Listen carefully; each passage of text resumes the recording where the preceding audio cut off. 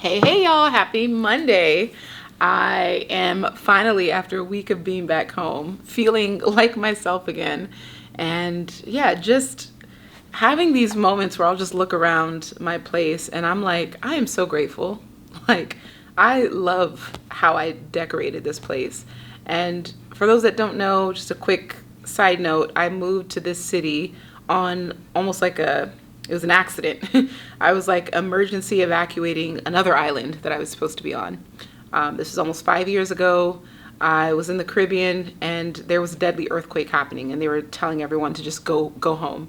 The airport shut down. There was no electricity, no lights, no power, families camping out in the airport. And yeah, like all the tickets were being booked out. Some of the airlines like stopped flying, like they cut their routes temporarily because there was so many tremors, so many earthquakes happening in the area. They just didn't want to, yeah, it was bad.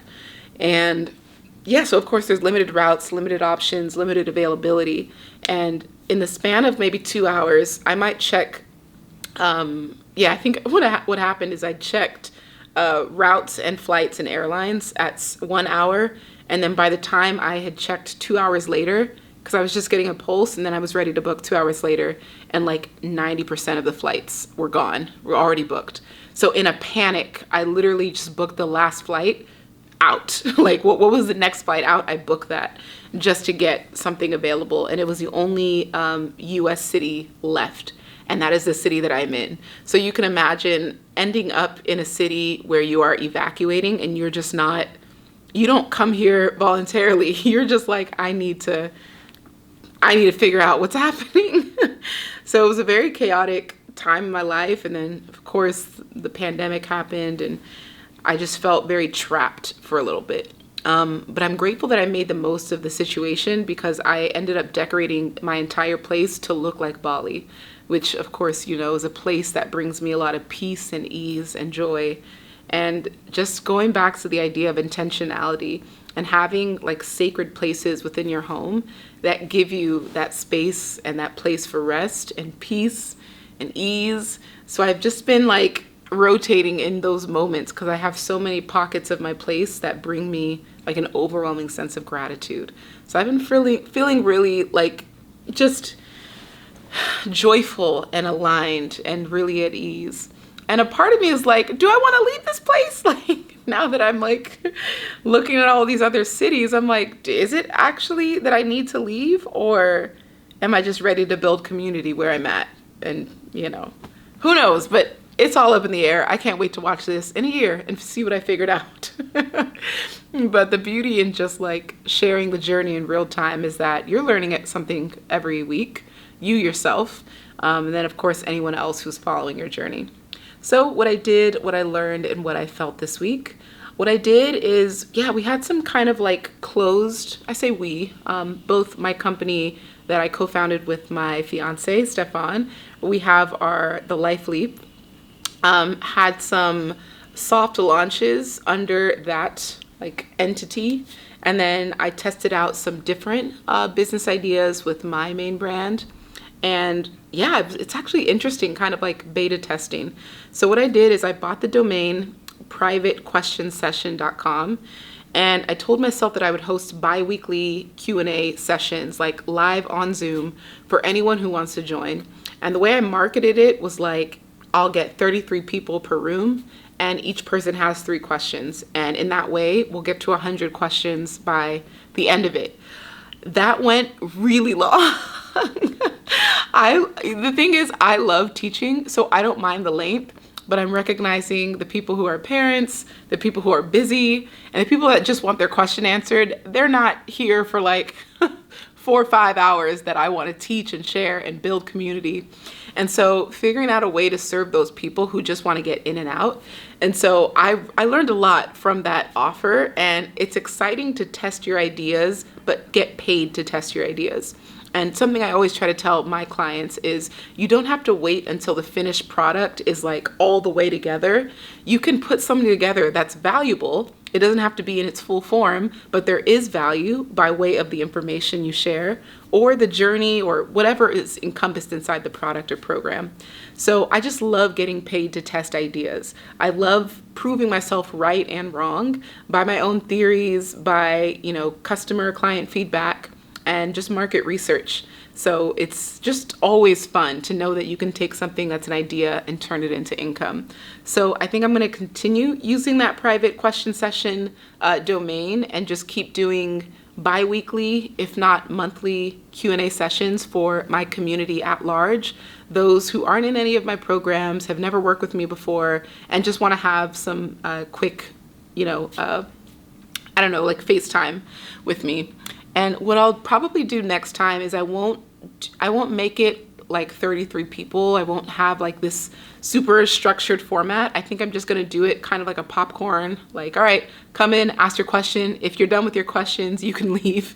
And that way it just feels quick and easy and people can come and go as they please. And it's more of like a coaching hour, like free-for-all coaching hour versus like, I say like a lot. That's another thing I realized. I thought I was pretty like, I thought my filler words were on point, and to know that they're not is the best slice of humble pie. I have been testing or experimenting with more video content on social media, and I don't allow myself to overthink it. I just put out whatever I film. So yeah, I've been having to, when I do the captions, I see all of these filler words, like and are my two, those are my choices. So it just kind of humbles me, one, but it encourages me to figure out more ways to fine-tune speaking. I do have ADHD, I am neurodivergent, so I know already that I have a million things in my head that I want to say at once. And so my constant work is distilling what's actually information and what needs to be shared versus all the other contextual, subtextual baselines of the story. So yeah, what I did is I tested some new ideas. I switched my email service provider. First off, shout out to ConvertKit. I've been with them for maybe 7 years. They have served me well and they're a great platform. I think I've recommended them to well over 100, I would say hundreds of clients have signed up for ConvertKit because of my recommendation. And I even have like a couple documentary episodes with them. You can search ConvertKit Gloria Atanmo. And I've shot a couple ads with them. I've been their keynote speaker at their conference. So definitely have a solid relationship with them. But something that I'm realizing about my back end, I was talking to my accountant and I was kind of like figuring out what are my expenses going towards and what no longer makes sense for the business I'm building for the future. And if I'm sending one email every 4 to 6 weeks, does it make sense to pay $200 a month for a software that hosts all these email subscribers when another platform could do the same at a fixed fee? So there are variable costs and there's fixed costs. The variable cost of an email marketing platform is that your costs go up with the increase of your subscribers. But if I'm having a fixed fee platform like Flowdesk, and I kind of like how flow rhymes with glow, Glowdesk. Ooh, Glowdesk. Glowdesk.com. By the time I upload this video, I'll probably buy that domain. Glowdesk.com. No, I won't. Maybe. I don't know. I'm so domain happy. I have hundreds of domains and I've used like 20 of them. Okay. Flowdesk. $38 a month, no matter what your email subscriber size is. What's great for that is I can segment all my, like the different companies and businesses I run, I can have them all under a fixed fee of $38 versus, it just started to make more business sense. And one thing I'm trying to do is simplify my tech stack. I think in the past I've used Teachable, I've used Shopify, I've used Circle, Thinkific, ConvertKit, like all of these Fireflies, all of these different platforms to run my business. And I'm just now looking for just 2 to 3 main hubs, because really how much do you actually need? there's customer relationship management, there's, admin, organization, and then there's like customer delivery, client delivery, product hosting, so just kind of rethinking what that can look like in the future so I can consolidate all of my cost and be more efficient in my process moving forward. So that's been kind of fun to try to figure out. What else did I do? Yeah. I feel like I finished a different series. I've really been in my Netflix bag. I'm really enjoying just kind of being inspired and emotionally, I wanted to say mentally and emotionally. So emotionally stimulated by the stories. And it's a reminder that if you are not yet storytelling on social media, you're missing out on what the exact thing is that's going to attract your audience to connect deeper with you. So reminding me to just go back to storytelling. I told a story on Instagram the other day about Tabitha Brown and something that she taught me earlier in Puerto Rico in January. And that story is resonating so hard. And I'm just like, why am I overthinking social media content? Tell more stories, Glow. And it actually started off by just sharing it in my Instagram stories. And then something told me, okay, put it on my feed. And then now it's like doing well on my feed. So just reminding myself that story is what sells, story is what connects. And my wellness metric, like when I say something is performing well, I'm not looking at it has to have 100,000 plays. I'm just looking at the quality of the comments. That is my metric for a successful post. If the comments are telling me this resonates, I needed this, thank you for posting this, I'm sharing this, that lets me know this is a quality piece of content. And for quality pieces of content, I don't need it to reach like hundreds of thousands of people. I just need my corner. My corner, that's it. And occupying a small corner on the internet is like my cozy place. I am a cozy entrepreneur. And sorry, that's a washing machine in the background doing weekend laundry. I am a cozy entrepreneur, and that is someone who just has harmony across the board and doesn't prioritize grinding. She just approaches everything with balance and ease and spurts of productivity.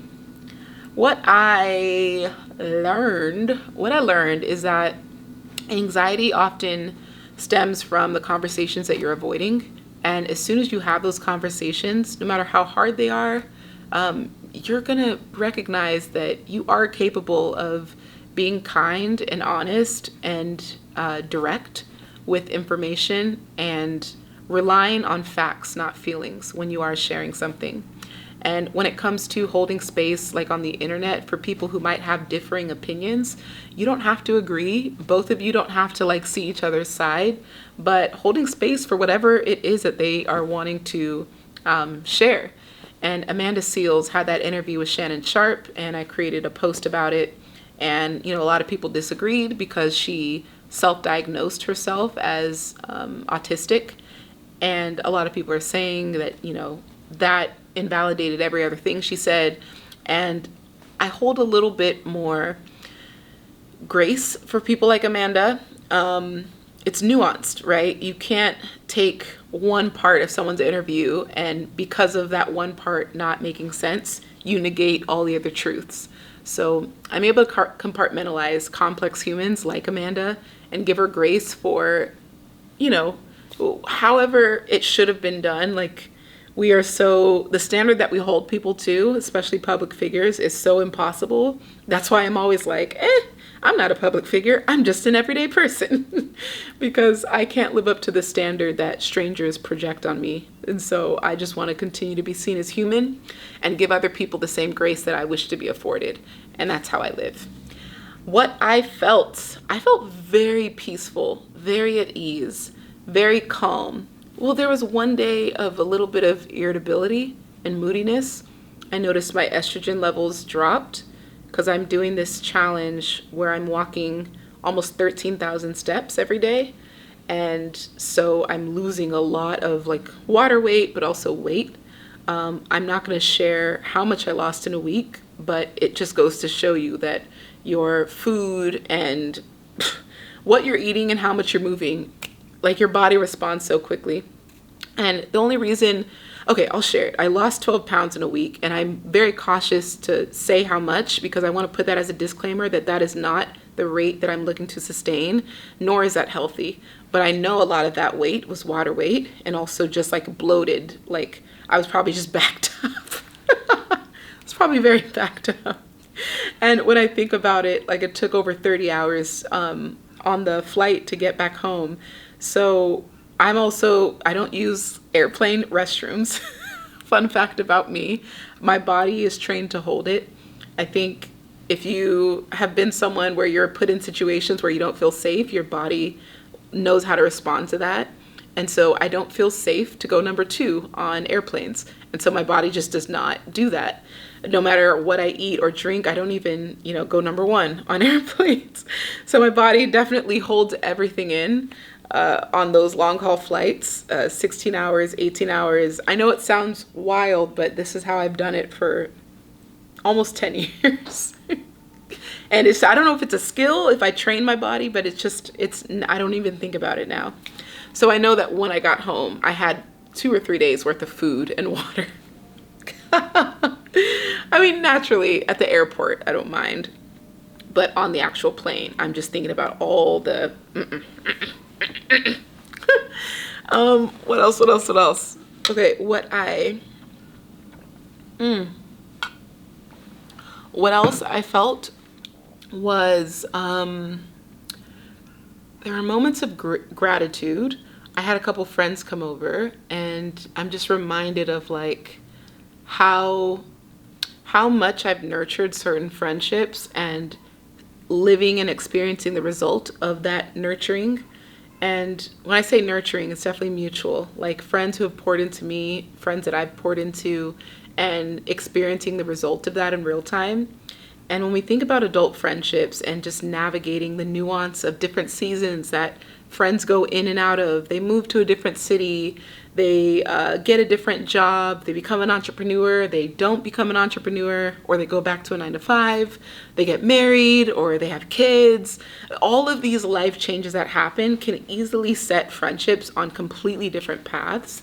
And I think being able to maintain parallels with friends who have been in your life for many years and through different iterations of who you are, it's such a blessing because it still feels like such a safe and soft place to land. You don't have anything to prove to them. They have nothing to prove to you. You both just enjoy each other's company. And whether you're having coffee or catching up on a meal or laying around doing nothing, running errands together, like it just feels really easy.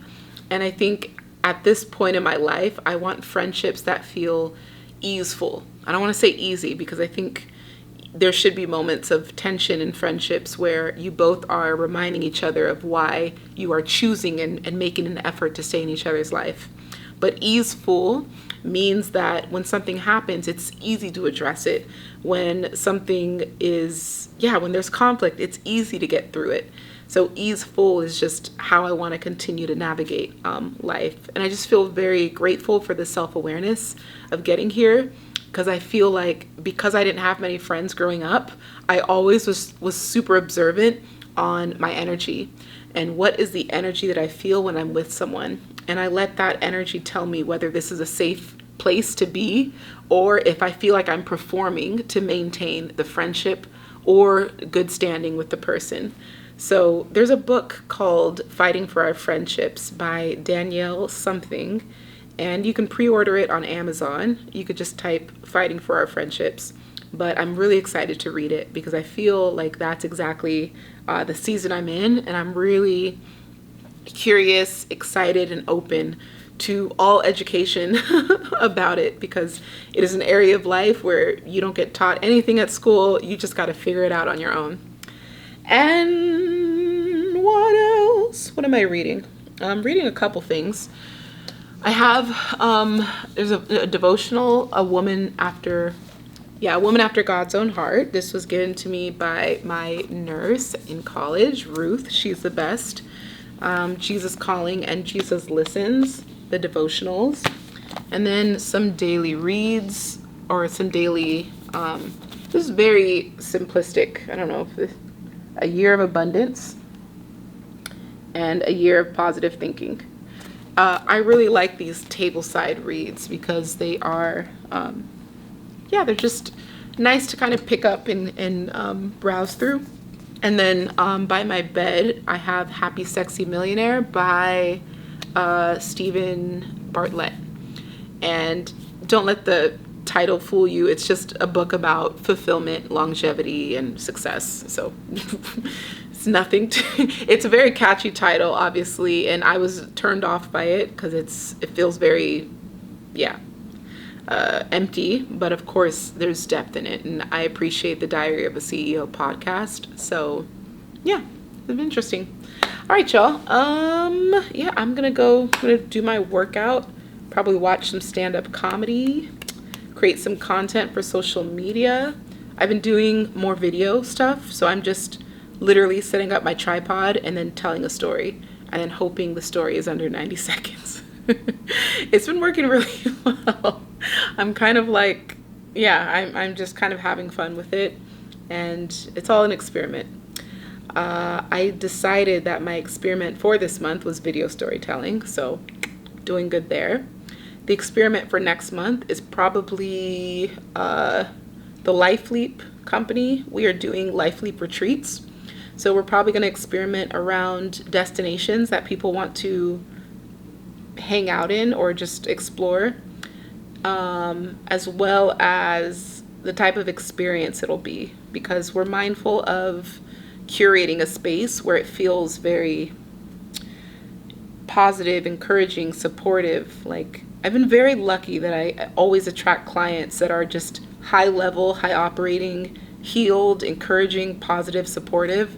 I recognize that is not the norm, and it's been very positive experiences. So in this company where it's a little bit more open, like making sure I maintain that caliber of the quality humans that are invited, especially because this is now offline experiences. So yeah, for the Life Leap retreats, we're excited to, again, just meet some more cool people around the world, host some cool experiences, and figure out what our launch strategy is going to look. Kind of some guerrilla marketing, and just creating some hybrid offers just to have fun with like how we could lead a different group of people.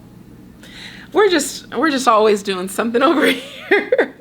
It's just fun. It's I don't know. I look at entrepreneurship like a game. I don't want to say I don't take it seriously. I treat it like it's almost like it's still a hobby. When something's a hobby, there's no consequences. Like, you enjoy the art and the practice of it, and that's entrepreneurship for me. I enjoy creating stuff. I enjoy turning ideas into tangible products or experiences, and I just like invite anyone who's struggling with offer creation, product creation, to like treat it like a game or like a hobby. Like, take away, like, have some emotional detachment from the result or the income you're trying to make, and see where you can have some fun. Okay, y'all. That's it. So good to see you, and have a great week. See you next week.